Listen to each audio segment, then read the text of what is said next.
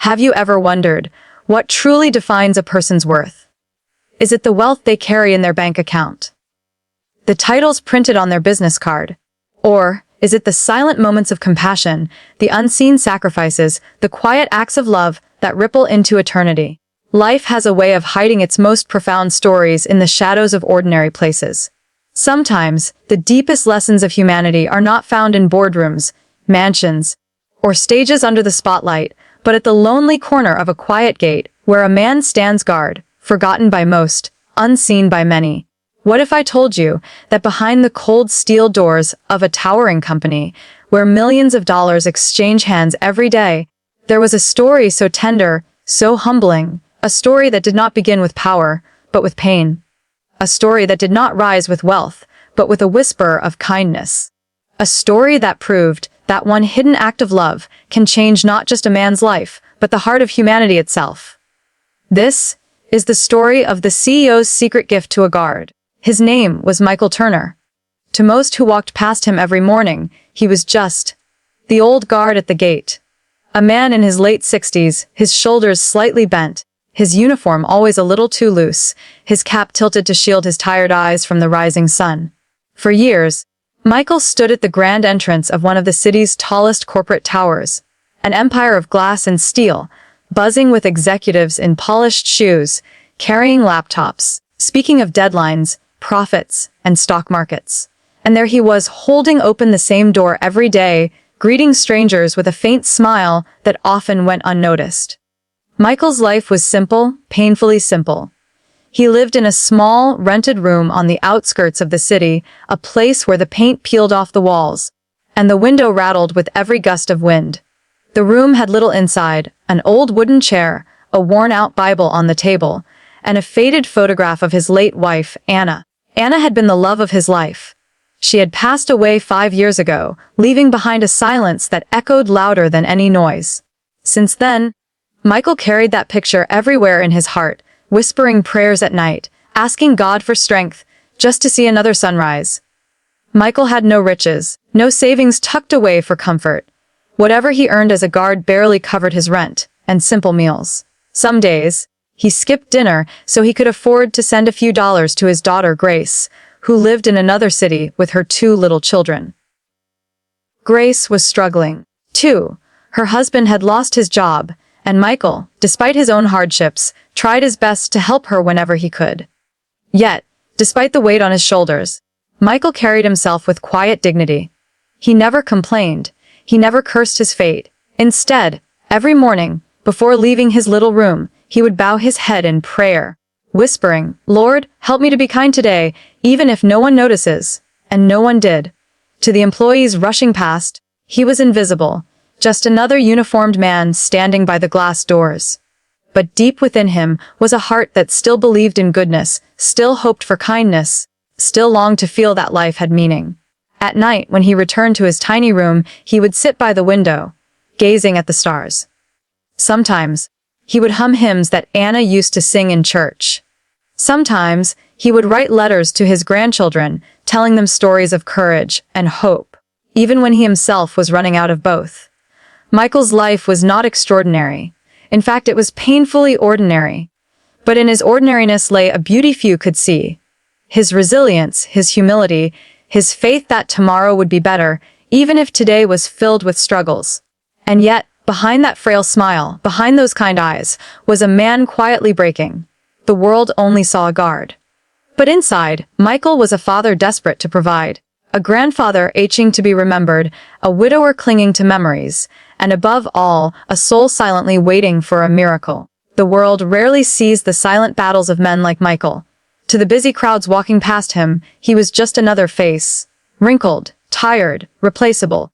But behind his smile was a story of unspoken sorrow. Michael's job was not easy. Long hours of standing, in the cold of winter and the heat of summer, guarding a gate that did not even belong to him. Every 12-hour shift left his legs aching, his back stiff, his breath shallow. Yet he endured, because quitting was never an option. Every month, his wages vanished before the second week. Half went into the rent for his little room, a room that leaked when the rain poured too heavy. The other half was sent quietly to his daughter Grace. He never told her how much he sacrificed. He never told her that some nights, he slept on an empty stomach so her children could have full ones. One evening, as he walked back home after his shift, the city lights glittered around him. The skyscrapers stood tall, their windows glowing with the warmth of people who had more than enough. Michael looked down at his own hands, veins protruding, skin rough, fingers stiff from years of labor. In that moment, he felt it, the sting of invisibility, so much life given, yet so little noticed. At his age, most men dreamed of resting in their rocking chairs, holding their grandchildren, living in the comfort of what they had built over the years. But Michael, he was still working nights, still standing guard at doors of people far younger than him, people whose lives moved faster than he could keep up with. And there was another pain, deeper, sharper, and harder to bear than poverty. It was the pain of loneliness. When Michael returned to his little room at night, silence greeted him louder than any sound. The chair across the table sat empty, where Anna once used to wait for him with a warm smile and a warm meal. The laughter that used to echo through the room was gone.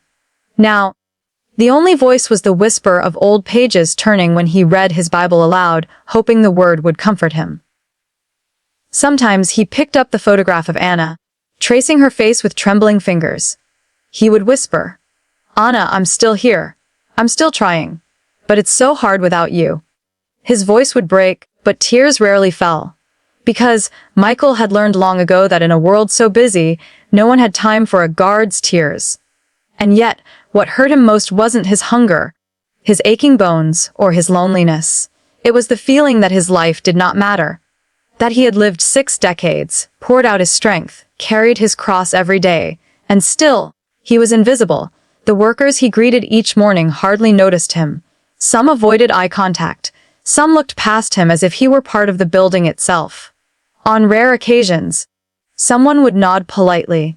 But most days, Michael felt like a ghost in uniform, standing at a door that welcomed everyone else but him. One bitter winter morning, as frost bit at his fingers, Michael's strength gave way. His knees shook, he felt the world blur. For a moment, he leaned against the cold glass doors, trying to steady himself. But the streams of employees kept walking, their eyes fixed on their phones, their ears plugged with headphones. No one stopped. No one asked if he was okay. That was when it hit him. He had given everything he could, his youth, his energy, his love. And yet, he wondered, when my time is done, will anyone even remember that I was here? Each night, his prayers grew heavier. "Lord," he whispered, staring at the ceiling, "I don't ask for riches. I don't ask for comfort. I just ask for a sign that my life still means something. That I am not forgotten. That I am seen." It was a prayer of a man who was at the end of his strength. A prayer of someone who longed for one glimpse of kindness before the final chapters of his life closed. But Michael didn't know that the answer to that prayer was already on its way. He didn't know that someone had seen him. He didn't know that behind the walls of that towering company, in an office higher than the skies, a pair of eyes had been watching.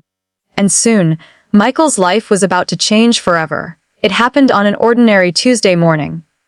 Or at least, that's what Michael thought. The city was alive with the rush of another day. Executives hurried past, suits brushing against briefcases, phones pressed to ears, footsteps echoing across the marble floors. And there, as always, was Michael, standing tall despite the ache in his back, opening the glass doors with a smile that felt weaker than yesterday. But what Michael didn't know was that someone had been watching.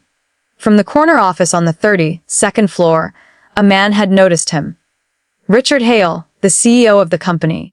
A man whose name carried weight, whose signature could move millions, whose face appeared in business magazines and financial networks. To the world, Richard was untouchable. Powerful. Distant. But to himself, he was simply a man searching for something real in a world drowning in numbers.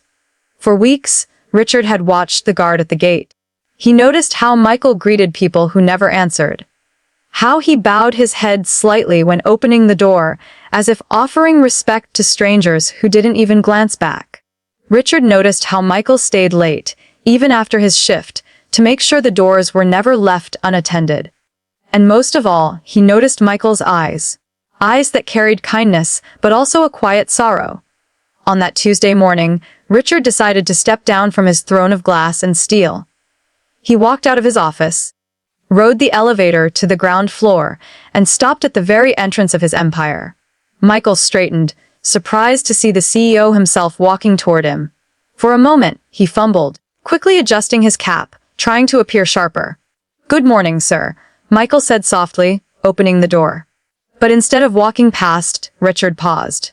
And in that pause, time seemed to slow. "What's your name?" the CEO asked, his voice calm, gentle. Michael blinked. No one had asked him that in a long time. "Michael, sir.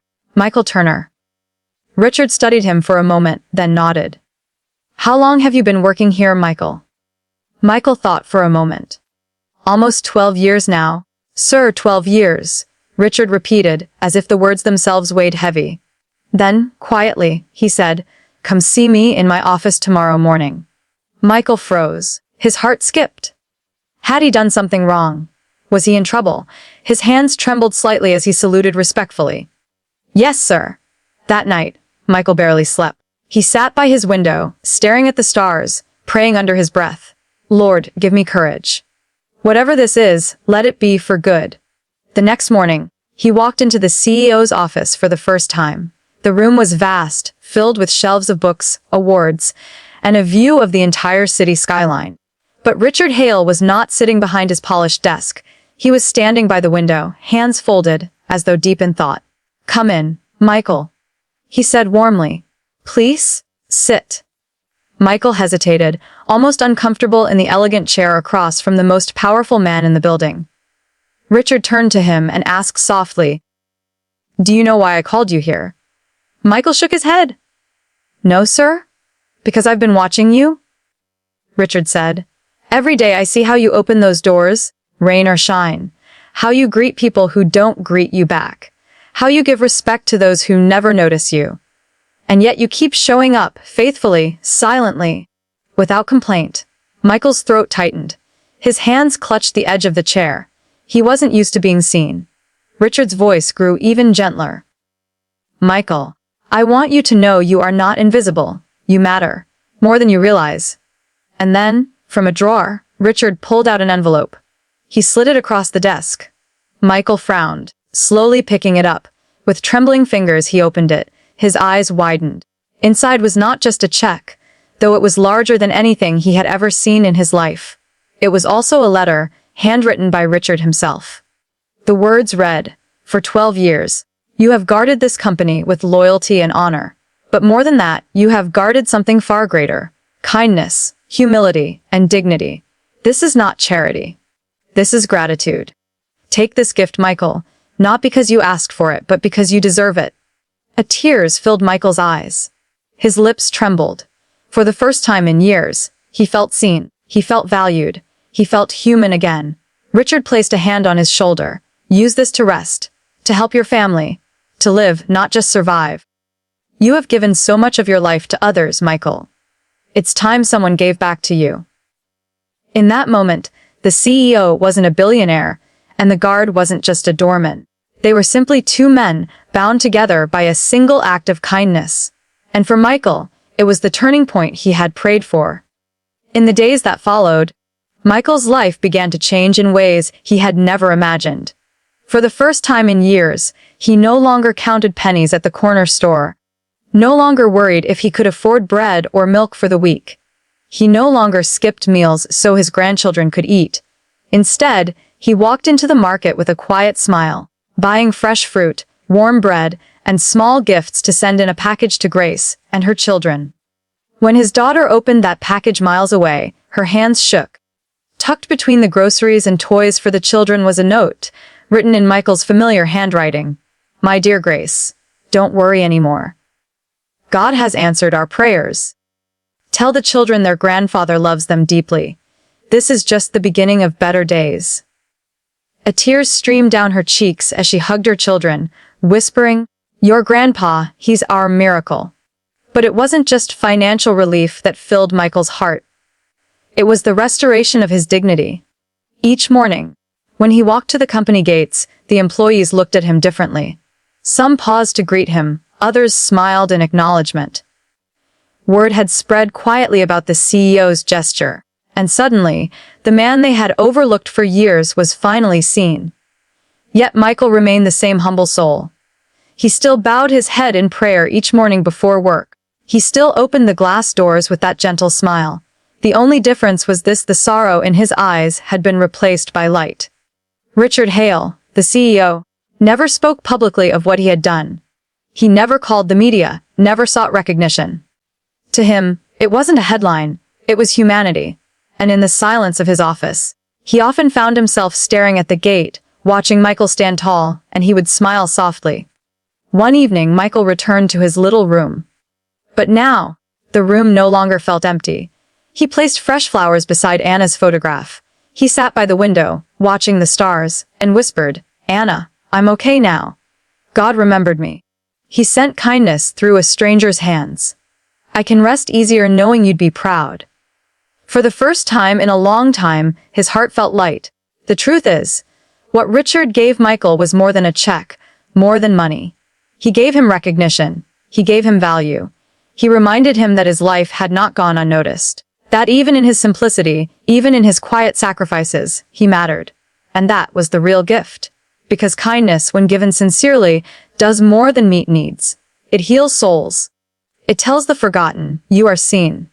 It tells the weary, you are valued. It tells the invisible, you matter. Michael's story became a silent sermon, one that rippled beyond the glass doors of that company.